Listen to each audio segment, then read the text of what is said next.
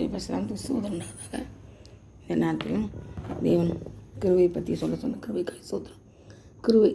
கிருவைனா என்னன்னா அவருடைய இரக்கமும் நீடிய பொறுமையும் தாழ்மையும் தயவும் எல்லாம் சேர்ந்தது தான் அது கிருவை. அப்போது கிருவையில் எத்தனையோ வகைகள் இருக்குது இல்லையா? தேவனுக்கு பிரியமாக நடக்கிறது ஒரு கிருவை தான். அவர் நமக்குள்ளார ஜீவிக்கிறது ஒரு கிருவை தான். நம்முடைய வியாதியிலிருந்து மரத்திலிருந்து அறுக்கிறது கிருவை தான்.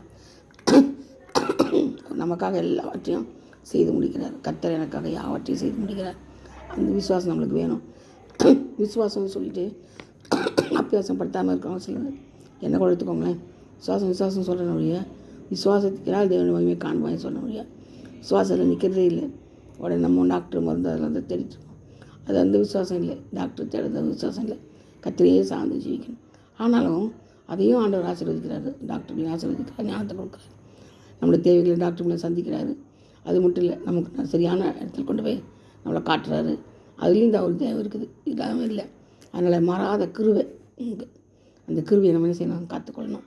அது மட்டும் இல்லை, மாறாத கிருவை, நிச்சயமான கிருவை இருக்குது, மாறாத கிருவை இருக்குது. தமது கிருவையை விட்டு இழக்காமல் இருந்த தேவனுக்கு ஸ்தோத்திரம். அவர் ஒரு நாள் நம்மளை விட்டு விலகி போனதே கிடையாது. அப்படி கிருவை போது நம்ம சூழ்ந்து தான் இருக்கும். நம்ம நினச்சிப்போம் விலகி போயிட்டாரு ஆண்டவர்னு சொல்லிட்டு நம்ம நினச்சிப்போம். ஆனால் நம்மளே செய்யலை, நம்மளை விட்டு விலகி போகல. எந்த விதத்தில்னாலும் நம்மளை ரட்சித்து காத்துக்கொள்கிறாரு.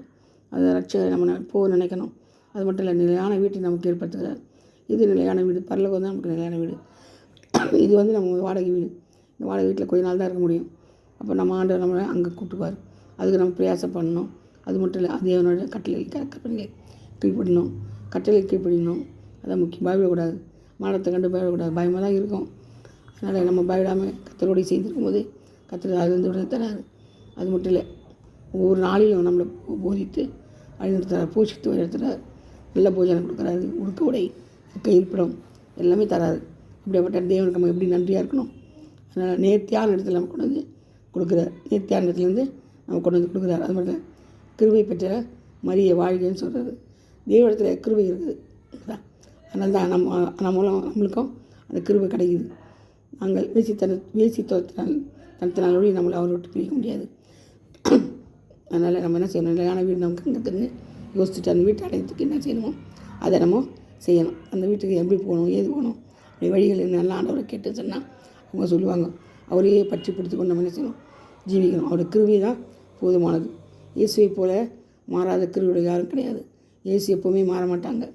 நான் கிறிஸ்துவ எண்ணில் படித்திருக்கிறார். கர்த்தர் நம்மை ஆசீர்வதிப்பாராக. ஆமென். ஹல்லேலூயா. Praise the Lord.